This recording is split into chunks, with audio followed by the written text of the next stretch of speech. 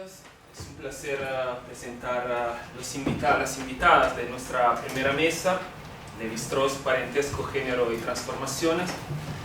Esta tarde contamos con dos invitadas especiales que ahora les voy a presentar.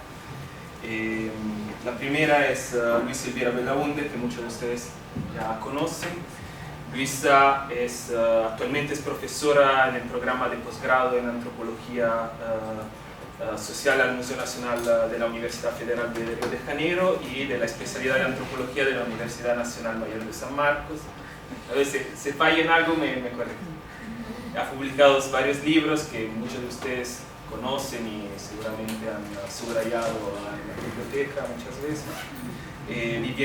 Algunos de estos libros son Viviendo Bien, Género y Fertilidad entre los Airopay y la Amazonía peruana, El Recuerdo de Luna, Género, Sangre y Memoria entre los pueblos amazónicos, y un texto que salió el año pasado, que es Sexualidades amazónicas, Géneros, Deseos y Alteridades. Bienvenida, Luisa.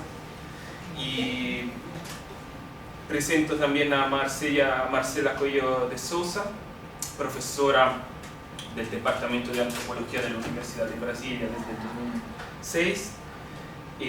Trabaja en el área de antropología con un énfasis en la etnología indígena y ha desarrollado investigaciones colaborativas a largo plazo y proyectos con el pueblo Quinceche de la región del Xingu. Entre los temas que trabaja Marcela se encuentran la teoría del parentesco indígena, los regímenes de conocimiento y creatividad indígenas, el patrimonio material y los conocimientos tradicionales, la propiedad intelectuales. Y desde aproximadamente el 2010 trabaja el tema de tierras y territorialidades indígenas y con otros pueblos de la Amazonía brasileña. Es coordinadora también del Laboratorio de Antropología de Terra. Bienvenida, Marcela, y comenzamos con la primera mesa. Presentar a Luisa Elvira primero, después, o al revés. Entonces, primero Marcela. Perfecto. Luisa, y después hay tiempo para una ronda de preguntas. Gracias.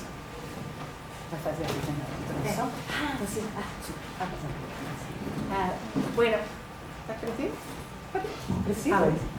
siempre tal vez sirve mejor, disculpen.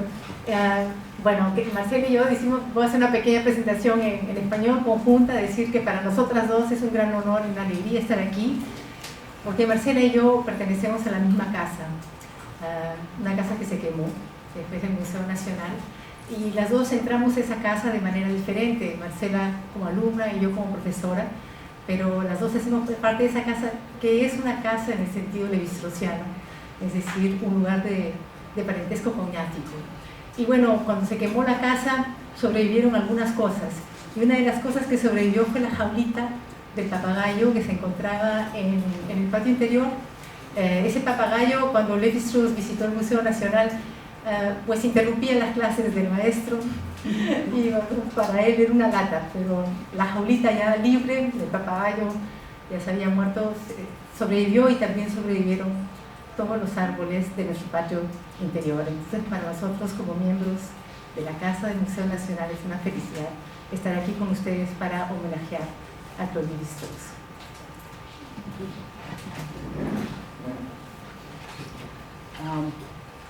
O título da minha fala é... Bom, boa tarde. O título da minha fala é O impacto do conceito de parentesco no conceito de política e a questão das terras indígenas. Eu devo começar agradecendo essa magnífica oportunidade. A antropologia brasileira, especialmente o campo, que no Brasil chamamos etnologia, a saber, o estudo dos povos indígenas, se fez, em grande parte, de costas para a América Latina. Um pouco atrasada, outros colegas foram mais rápidos do que eu em desafiar essa tradição. Eu vejo esse convite como uma possibilidade de amenizar a minha ignorância e participar do mútuo aprendizado que essa aproximação permite. No momento em que os povos indígenas de todo o continente procuram, de diferentes maneiras, articular-se diante do colapso da incivilização neoliberal de sua desordem necropolítica, os antropólogos e antropólogas não podem furtar-se a fazer sua parte e estreitar também os laços entre nossas reflexões. Eu lamento não estar à altura e ser obrigada, ou instigada, ou sei lá, a falar-lhes em inglês. Eu aqui faço uma consulta. Foi-me dito que português é muito difícil para a sua compreensão. Eu posso fazer o texto, eu posso fazer a fala em português, traduzindo do meu texto em inglês, falando devagar, como estou falando, ou passar para o inglês. Gostaria de saber o que preferem. Português? Manos! Português! Inglês!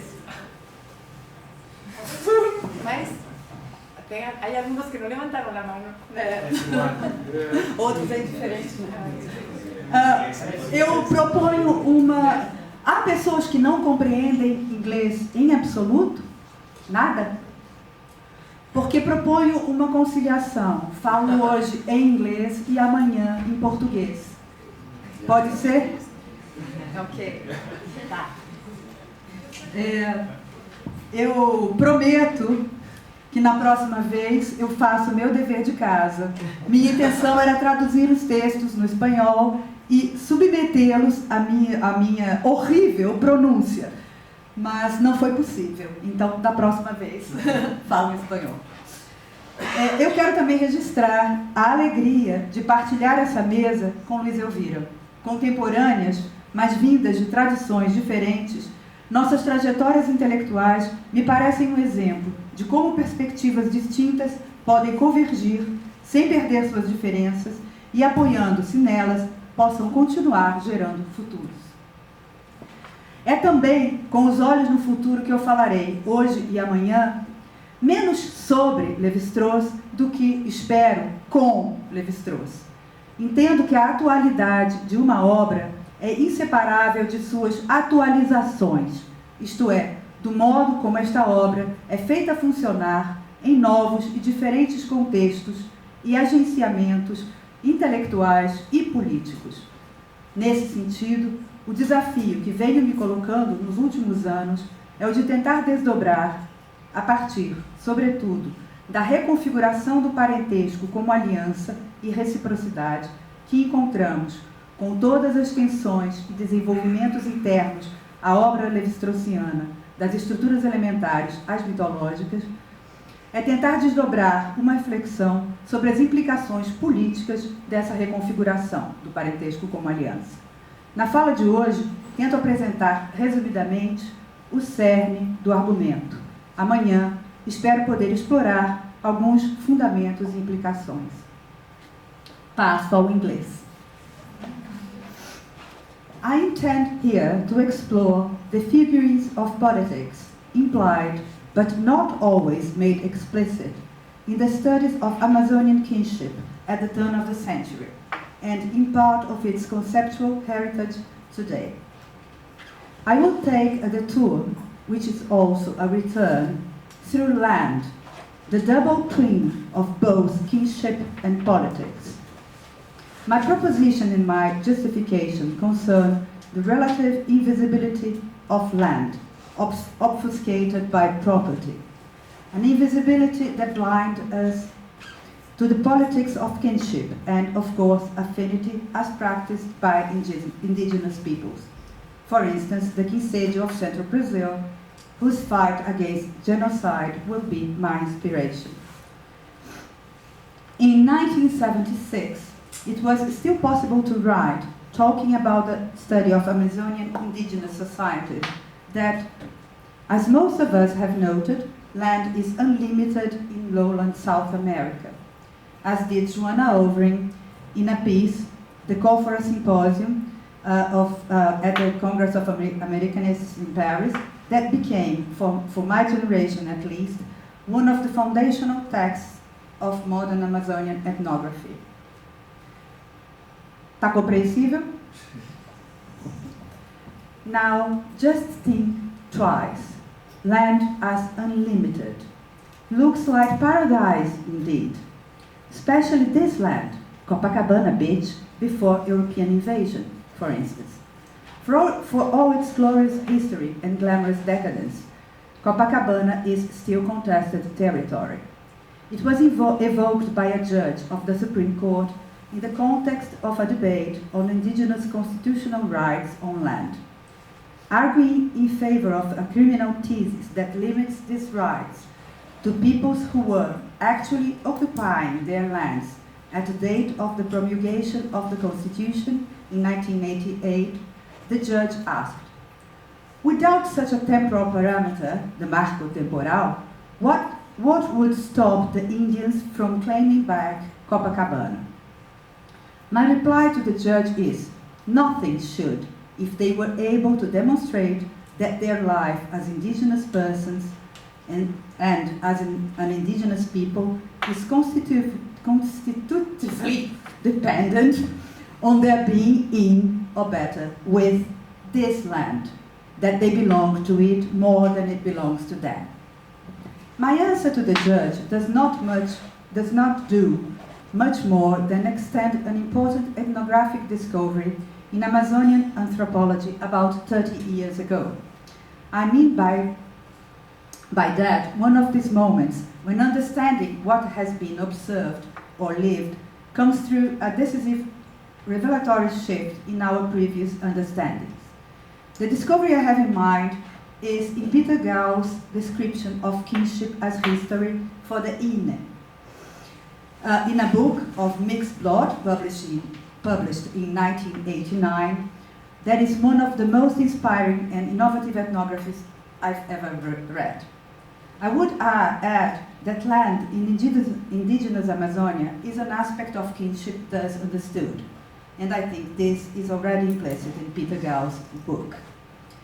Kinship as an anthropological concept, once as central to the discipline as nude is to drawing, in Robin Fox's words, fell into disfavor as we entered the last quarter of the 20th century. We all know the story. Petrified in dogmatic or esoteric theories and models, the descent, alliance, duo, componential analysis, and so forth, kinship seemed pretty irrelevant to the indigenous lived worlds. I use the expression here in a tribute to Peter Gau, but in a less technical sense. Worlds encountered by ethnographers on the field.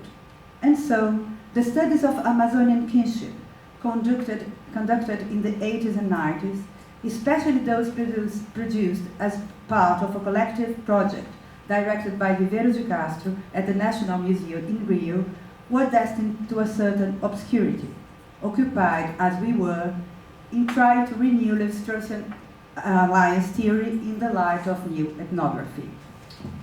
What I would like to show, if I had the time, is how concepts of theory or theories like Viveiros de Castro and Tanis Doz's Amerindian perspectivism and multinaturalism that had such an impact on anthropology worldwide were prepared, these concepts, were prepared by those more obscure debates on Dravidian terminologies and socio-cosmological dualism.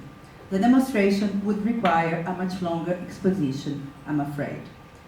But the main result of those researchers, apart from ethnographic descriptions, was the realization that the study of kinship, as usually conceived as a social construction of natural fact through terminologies, patterns of behavior, conceptual ideologies, and group structure, kinship, conceived this way, could not be separated from what we used to call their cosmologies.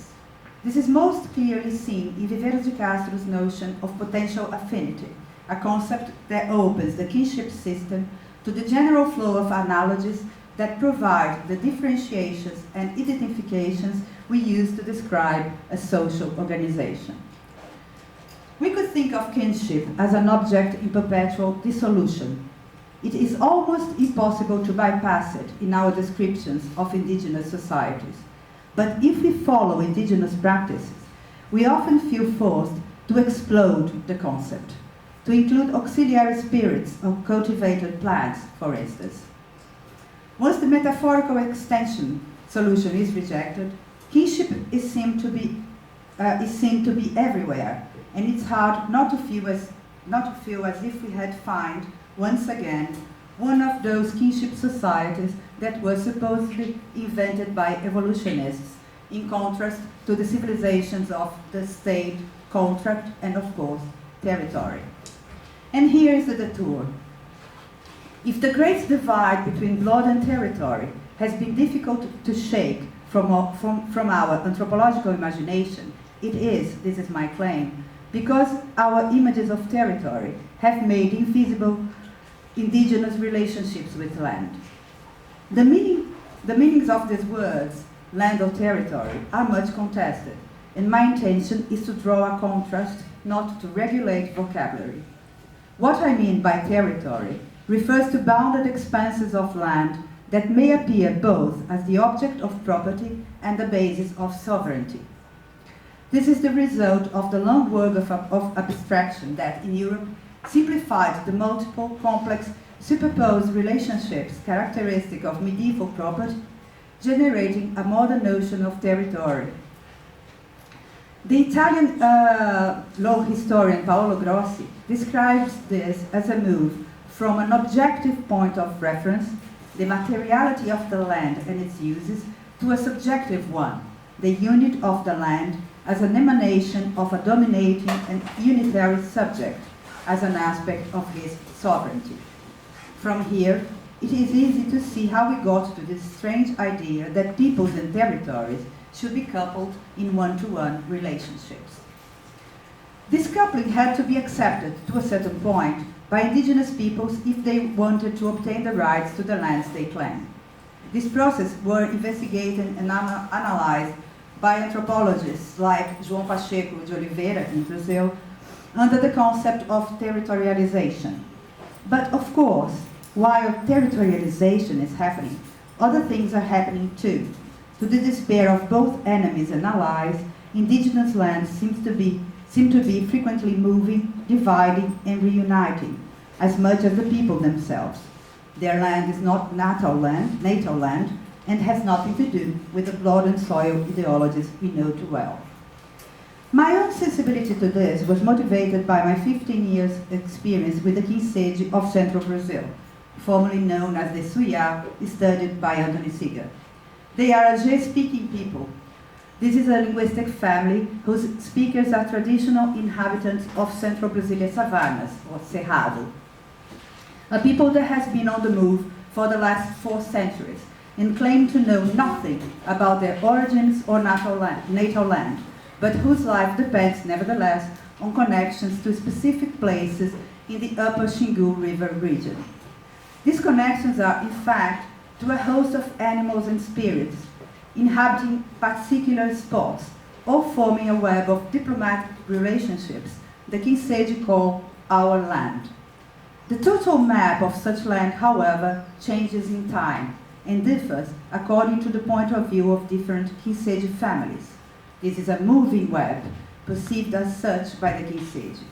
This movement is registered in a particular medium, a series of place names whose features express the continuous dislocations of centers and boundaries relative to the actions of people and other beings.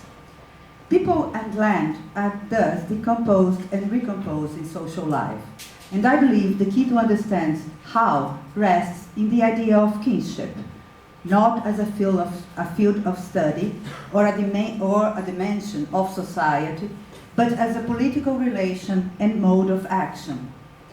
Now, debate on indigenous politics in South America has been greatly influenced in one way or another by Pierre Clastres' work and his notion of societies against the state. Long discussion. I mention it here only because it is probably the first formulation in our field of a general problem that still haunts us. How to imagine politics and power otherwise than in terms of command obedience, of asymmetry realized as domination-subordination relationships. We may see the work of Joanna Overing, Peter Rivière, and Terence Turner, for instance, as embodying provoking reflections on this, with of course very different outcomes. We are still living with this dilemma.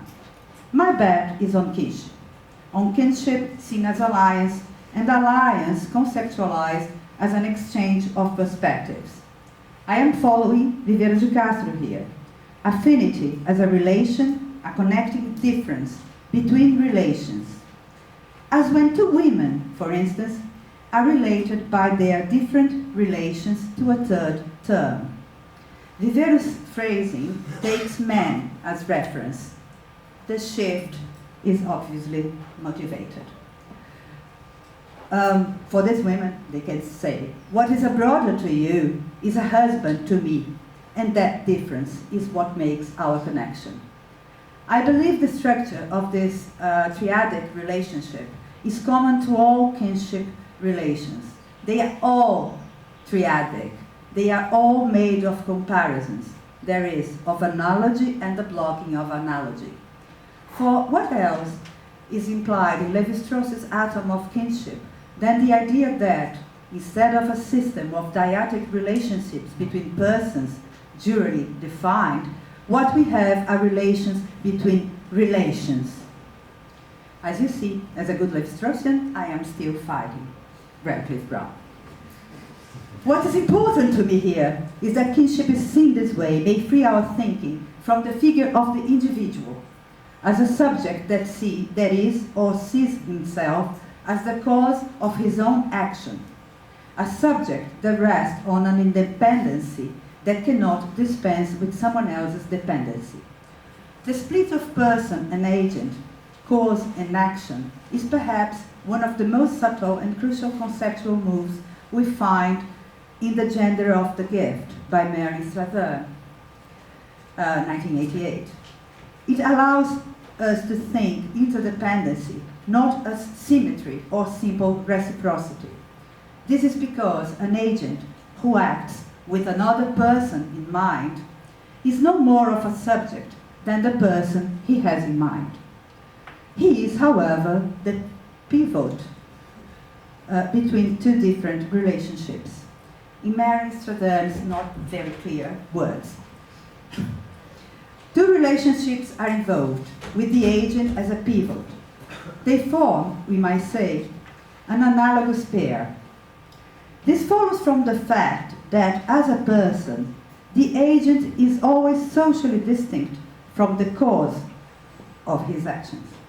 And in acting for or because of the cause, the other person, the agent also acts with reference to other causes, other persons. For instance, the wife who grows food for her husband does so herself because she is separated from him by her own ties with her natal kin. Thus, she acts with reference to two kinds of men, her spouse and her siblings. Or, another example, or another way of saying the same thing, the Kinsedi man who goes out to catch fish for his wife and in-laws. He lives with them, since uxorolocality is the standard here, is acting with those in-laws in mind. But if they are the cause of his actions, the actions are still his actions, for he is separated from them by his own relationships to his natal family and home, and has to act with reference to them too. Some fish might be sent there, for instance. Kinship relations seen this way are asymmetrical but reversible, and so we can speak of inter- or codependency.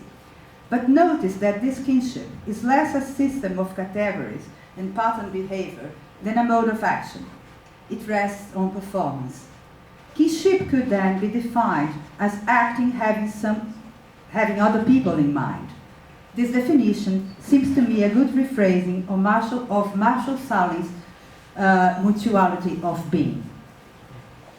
What I would like to argue is that land is constituted for the Kinsedi through relations of this sort. Our land is a new expression for what they used to call our ancient places. These places are not simple sites made meaningful through human action. They are diplomatic achievements the result of subtle negotiations that allow the coexistence of different sorts of people, living humans, the dead, enemies, plants, animals, or the spirits, in various kinds of compositions. They are events. A land made of such places is not a simple territory. As I said, it tends to move, as those relations change too. Land is an aspect of kinship as a politics of coexistence among subjects, always split in action as agents and causes. As diplomacy, kinship is history as lived experience, and it is this history that constitutes land.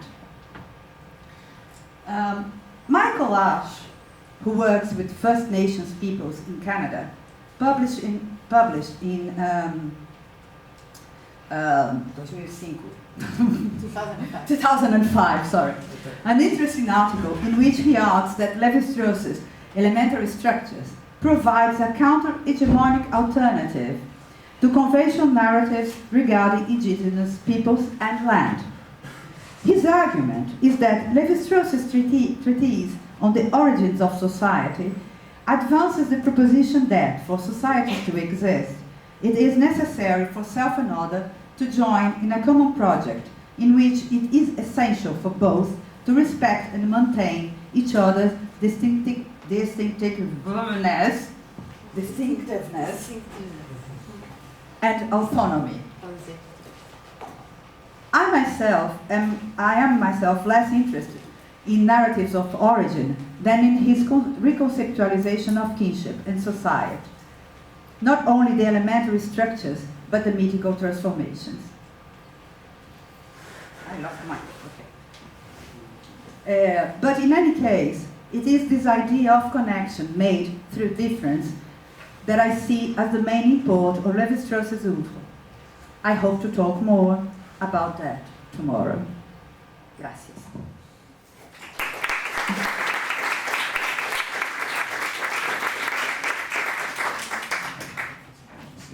Deu para entender? ¿Fue comprensible? Sí. Bueno, entonces para mí es un gusto seguir un poco con temas semejantes, como dijo Marcela. Venimos de tradiciones un poco diferentes, convergimos y al mismo tiempo mantenemos nuestras diferencias.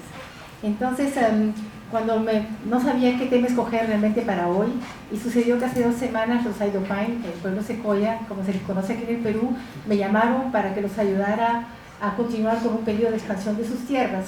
Y ahí estábamos hablando, e hicimos una pequeña genealogía, y ellos me dijeron, eso es lo que necesitamos porque nos estamos casando mal.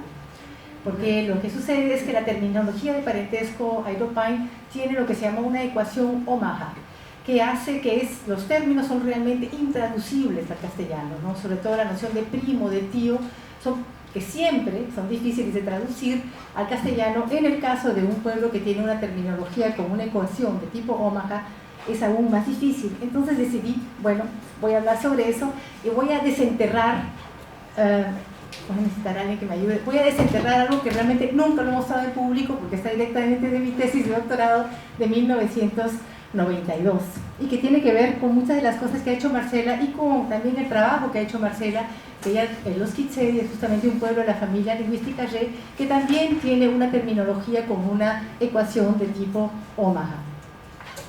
Entonces, bueno, evidentemente como mujer antropóloga, para mí, por un lado, la influencia de Lévi-Strauss ha sido enorme en mi trabajo, y también siempre ha sido problemática. Yo siempre he sido un poco rebelde, y porque, bueno, como ustedes saben, Lévi-Strauss respondió a las críticas feministas que decían que había hecho de la sociedad un sistema de intercambio en el que eran los hombres los que intercambiaban, mientras las mujeres se encontraban del lado de las cosas y de las palabras.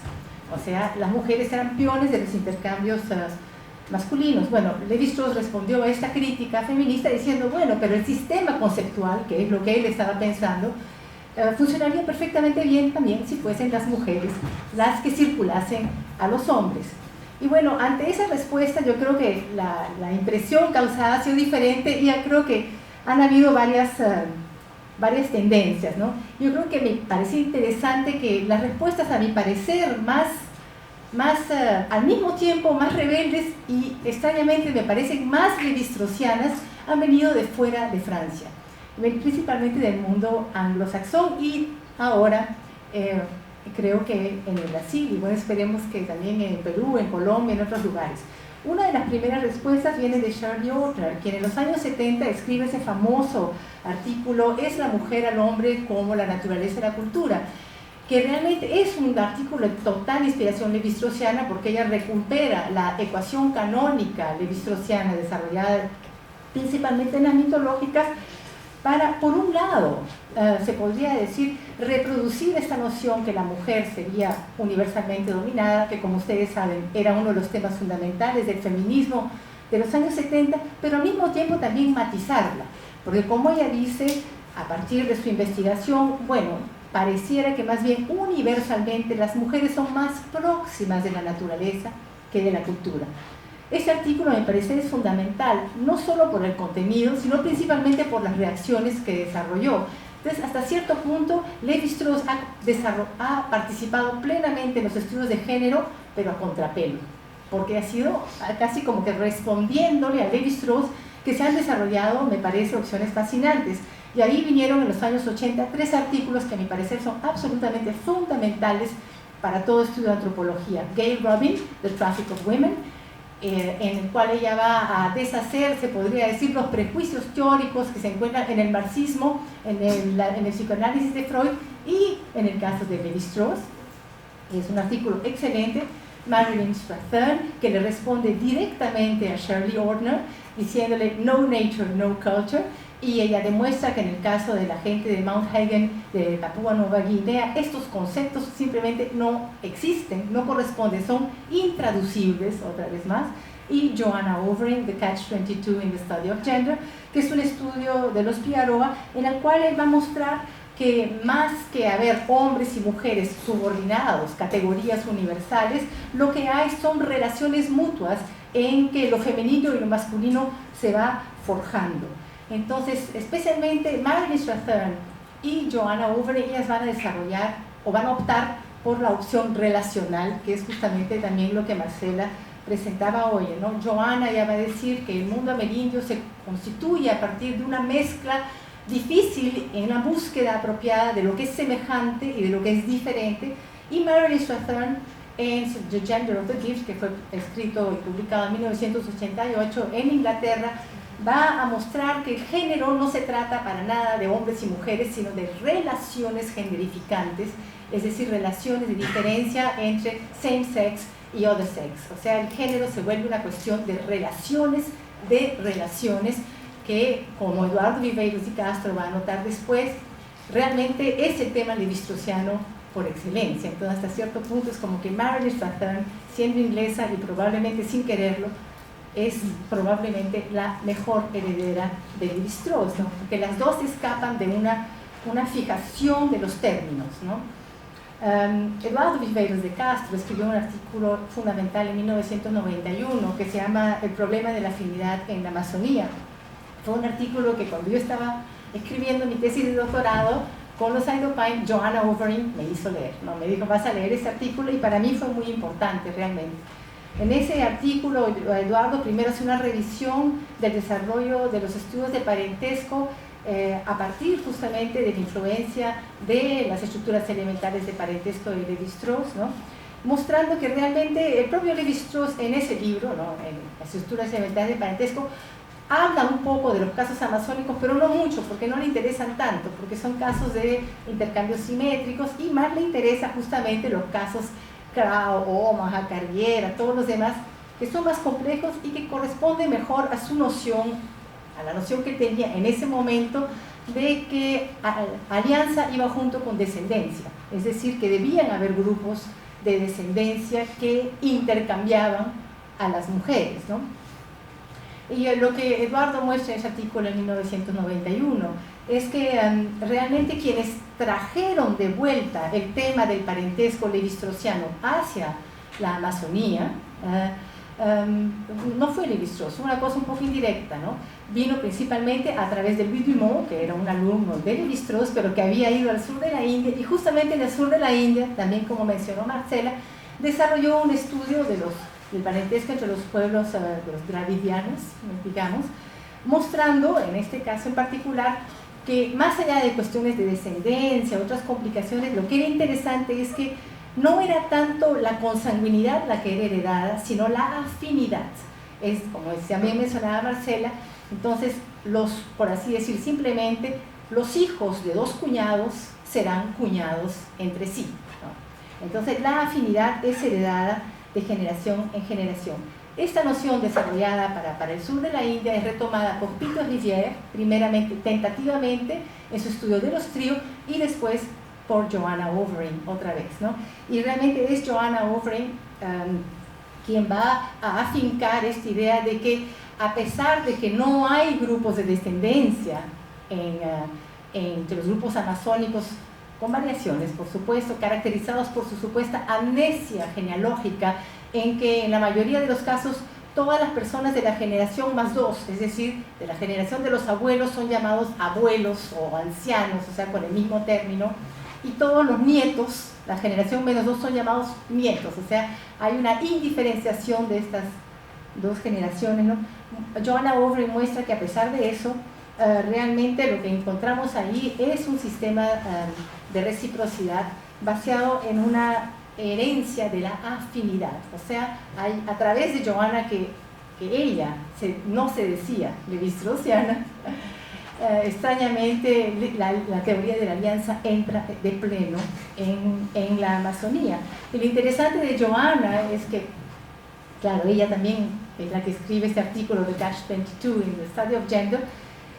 Ella va a decir que no solamente es la afinidad entre los hombres, porque no es solamente que los hijos de dos hombres cuñados van a ser cuñados entre sí, sino, como decía Marcela, las hijas de dos mujeres cuñadas entre sí también van a heredar esa afinidad. Entonces, Joanna le atribuye esa agencialidad a las mujeres, en gran parte inspirada por otro alumno de Lévi-Strauss, como mencionó Marcela, Pierre Clastres, ¿no? Quien en su famosísimo libro La sociedad contra el Estado va a colocar el hecho que hasta más que la reciprocidad, lo que caracteriza a los pueblos amazónicos es la afirmación de sí, ¿no? Joanna Overing utiliza la noción de autonomía personal, que es una noción de una palabra complicada, pero lo que ella quiere justamente es expresar esa agencialidad de la persona que no acepta órdenes tan fácilmente y que se afirma a sí mismo como un ser existente, ¿no?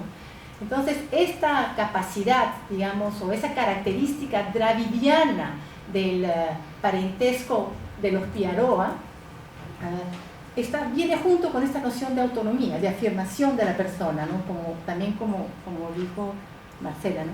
Y ahí vemos estas imágenes que se van comienza con los Piaroa y después se van extendiendo, ¿no? El estudio de Anne-Christine Taylor entre los Ashwar también va a mostrar que, a pesar de las diferencias, lo que tenemos aquí también es un sistema de dravillanato, y poco a poco se juntaron también con los estudios realizados en el Brasil por la escuela de Harvard, ¿no? Anthony Seegers, Roberto da Mata, Eduardo Rivera da Castro, que estaban ahí en el Museo Nacional. Entonces se configura esta noción de un parentesco egocentrado, concéntrico y diametral, ¿no? Y todo esto es esta especie de panorama dravidiano, ¿no? que fue caracterizando poco a poco la diversidad de las terminologías y la diversidad de los sistemas matrimoniales, en los que existen terminologías Omaha, terminologías Crow, terminologías Carriera, terminologías bioesquimales, y a pesar de todas estas diferencias, hay una característica común, que es esta cuestión de la importancia de la afinidad como aquello que es lo fundamental, y es justamente lo que Eduardo va a enfatizar en ese artículo de 1991, ¿no? En que él va a colocar que lo dado es la afinidad y que la consanguinidad es lo que se construye a partir de eso, es decir, hacer parentesco, ¿no? Hacer parentesco, es decir, hacer personas verdaderas, temas, por ejemplo, que Peter Gao, Cecilia McCallum, tantas otras personas también estuvieron desarrollando, ¿no? Entonces, como Eduardo dice, realmente Lévi-Strauss, en su propia lectura de la obra de Lévi-Strauss, también fue cambiando durante su trayectoria, ¿no? Y tal vez en las estructuras elementales del parentesco, él estaba más pensando cómo las relaciones generan términos, es decir, relaciones entre hombres o mujeres. Entonces, no, perdón, disculpe, al contrario. En las estructuras elementales del parentesco estaba más bien pensando cómo los términos que ya preexisten, hombre-mujer, generan relaciones entre hombre y mujer, ¿no? Pero hay otros momentos en que más bien él ya va a pensar, no es como los términos generan relaciones, sino como las relaciones generan términos, es decir, cómo las relaciones van a generar hombre o mujer. Y hay otro momento en que ya es, según Eduardo, él propiamente levi-straussiano, es cómo las relaciones generan relaciones, es decir, cómo la diferencia genera nuevas diferencias, puesto que para Levi-Strauss, característico del estructuralismo, las relaciones son relaciones de diferencia, ¿no? Entonces, bueno, habiendo presentado eso rápidamente, yo quería decir cómo este artículo de Eduardo fue para mí importantísimo en 1991, yo que soy alumna de Johanna Overy y levi-straussiana también a contrapelo, ¿no? Entonces, el caso de los Idopine es interesante porque justamente ellos tienen también una ecuación de tipo Omaha. Entonces, ¿pueden pasar? Próximo, por favor. Entonces, sí, un segundo. Antes de hablar sobre esta ecuación, lo único que quiero decir es que el matrimonio es concebido, se podría decir en términos claramente levi-straussianos, ¿no? El buen matrimonio, aquel que se hacía antes, que tal vez ya no se hace, y se hace aún menos porque, como me explicaron hace 2 semanas, los chicos ya que van a la escuela, que están hablando castellano, ya no saben lo que es un tío, lo que es una prima, ya no se les enreda la traducción, ¿no?, del castellano con los términos de ellos. Pero cuando yo hice mi trabajo de campo todavía quedaba la idea de lo que era un matrimonio correcto entre parientes, Cajeo-Ahí, una expresión que viene de gente que sabe hablar entre sí, que puede conversar entre sí. Ahí la idea es que los padres de la novia quieren dar, querer dar. Ese es el matrimonio que se realiza como una alianza de paz, querer dar. O sea, realmente es una entrega de la novia, ¿no? Se podría decir en términos bien levi-straussianos. Además, es una entrega que está basada en una idea de que hay que casarse con alguien un poco lejano. El matrimonio con primos cruzados demasiado cercanos no es considerada correcta para nada. Y hay que casarse siguiendo una exogamia residencial, es decir, si posible con alguien que vive en otra aldea, en otro lugar, ¿no? Y bueno, todo esto va acompañado con el uso de la terminología de parentesco como una guía de con quienes uno puede y no puede casarse, pero la terminología de parentesco no contiene toda la información. Entonces, la próxima, por favor. Hay una ecuación Omaha, como les digo, que se refiere a 2 términos nomás. El término Juan, ¿no?, que es el término masculino, que corresponde a hermano de la madre. Digo hermano real o clasificatorio, bueno, hermano de la madre. El hijo de Juan también es Juan, y el hijo de Juan también es Juan. Es decir, todos los hombres nacidos del hermano de la madre van a ser llamados de Juan.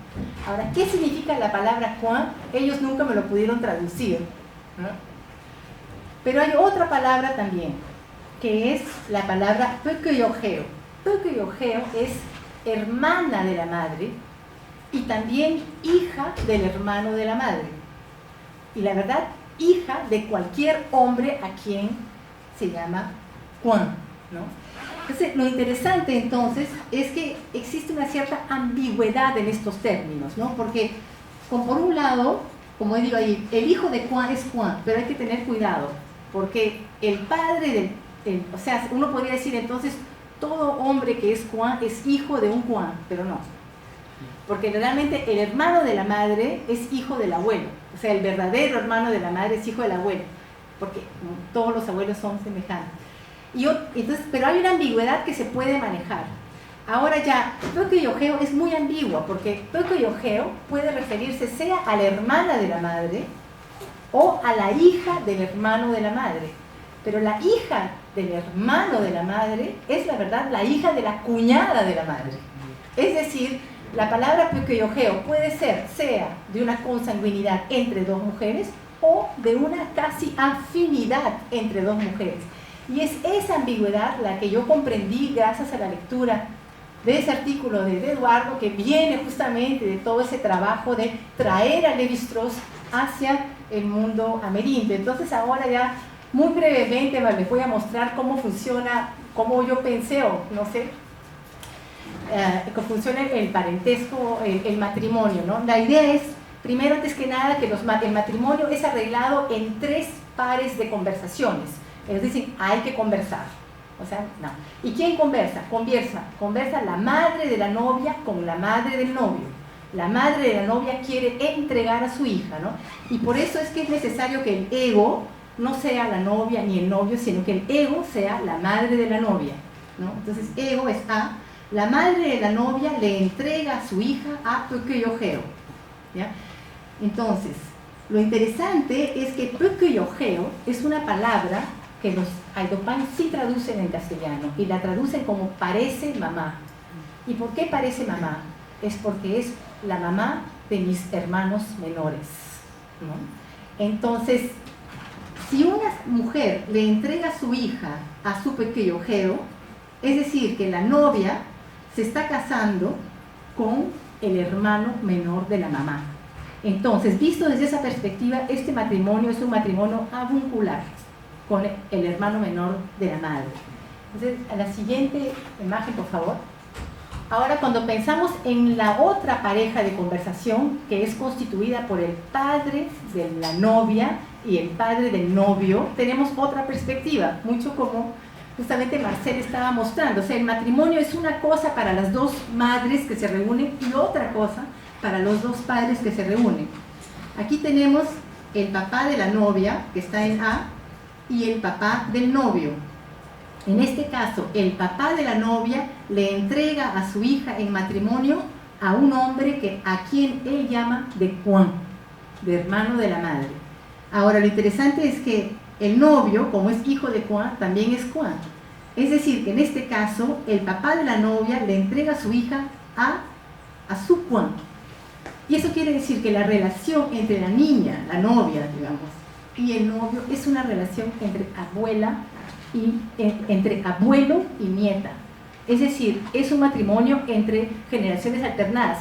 Cuando yo estaba haciendo mi trabajo de campo, los Aidopan me decían, no, es que él es su abuelo. Yo me decía, no, se casó con su abuelo, no es posible.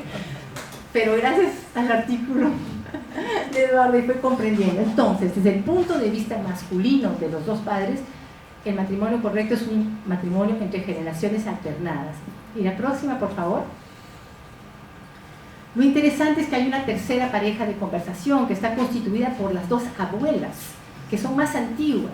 Entonces, las 2 abuelas, en este caso son la abuela materna de la novia y la abuela paterna del novio, cuando todavía están vivas. Se reúnen. Y lo interesante aquí entonces es que la abuela materna de la novia le da la novia a una mujer que es su hermana clasificatoria.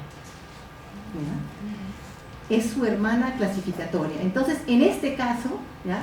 Vamos a ver lo interesante, si vamos en la próxima imagen, ¿no? Cuando juntamos todas las perspectivas, ¿no? Juntamos la perspectiva de las 2 mamás, la perspectiva de los 2 papás y la perspectiva de las abuelas, nos damos cuenta que el matrimonio preferencial, digamos, es un matrimonio entre hermanos, entre primos cruzados de 2º grado, pero con preferencia patrilateral, ¿no? Y la verdad es que la cosa es un poco compleja, no vamos a entrar en los detalles. Ya, si es que pensamos en el novio, the groom, ¿ah? Nos damos cuenta que el papá del novio es el hermano clasificatorio de la mamá. Un segundo, aquí les voy a mostrar por qué. Estas dos mujeres son hermanas, porque esta y estas son hermanas, ¿no? Estas también son hermanas, ¿no? Entonces, este y esta también son hermanos, ¿no? Entonces, el novio llama a la mamá de la novia de hermana del padre, que se llama Pepe. Por lo tanto, se está casando con la hija de la hermana del padre. Bueno, entonces, para esta chica, ¿no? Él es Juan, entonces él también es Juan. Disculpen, es complicado, pero el hecho es que en esta perspectiva, que es la perspectiva del novio, lo que también tenemos es que la niña, ella misma, se da a su Juan, ¿no? Entonces, esta repasada así, digamos, rápida de las múltiples perspectivas justamente del matrimonio Aydopain, nos hace pensar también en que, bueno, los hombres intercambian a las mujeres intercambian a los hombres. Las cosas son bastante más complejas, porque más de que, justamente, de que hayan términos que crean relaciones o relaciones que crean términos, lo que tenemos aquí son relaciones que crean relaciones, y estas relaciones son perspectivas sobre el matrimonio. Cada una de ellas es diferente y trae una luz diferente sobre el matrimonio. Y por supuesto con las variaciones que están sucediendo debido a los cambios demográficos, ¿no? El pueblo Aydopain es un pueblo que ha disminuido muchísimo de tamaño a través de los siglos. Todas estas cosas también probablemente han ido cambiando, y un punto que Marcela, por ejemplo, enfatiza en un artículo que ella escribió sobre las terminologías Krav-Maga los pueblos de la familia lingüística G, que son más complicadas todavía porque hacen intervenir nombres, la manera como los nombres son transmitidos. Pero lo que ella dice es que es muy importante justamente pasar a ese aspecto relacional, que es crucial, ver la diferencia que las diferencias hacen, y también tomar siempre en cuenta los cambios históricos, ¿no? Para comprender la historia del parentesco. Y bueno, entonces voy a llegar hasta aquí para decir que yo soy una total levistrosiana, pero bastante rebelde y a contrapelo, y me parece interesante someter un pequeño comentario que la manera como esta rebeldía levistrosiana en el mundo anglosajón y a través del Brasil ha permitido y está permitiendo traer cada vez más un diálogo entre género y parentesco, que todavía hay mucho por hacer, muchísimo. Y me sorprende un poco la diferencia de lo que ha sucedido en Francia propiamente, las personas que se quedaron ahí en el Collège de France, que son, yo no, realmente hasta cierto punto, voy a decir, no conozco a fondo porque simplemente me extraña un poco, ¿no? Françoise Héritier, por un lado, va a afirmar la subordinación universal de la mujer, un trabajo interesantísimo, pero que la respuesta ya está ahí, ¿no? Tenemos eso por un lado, y por otro lado Philippe Descola, en un, yo diría, lamentable artículo del 2001, declaró que género no tenía ninguna relevancia en la Amazonía. Entonces esas dos opciones me dejan así un poco extraño, ¿no? Y me digo, ¿qué pasó en Francia que fue tan diferente que a contrapelo, a través del mundo de los Gajón y de Brasil, llegamos a otras perspectivas levistrosianas también? Gracias.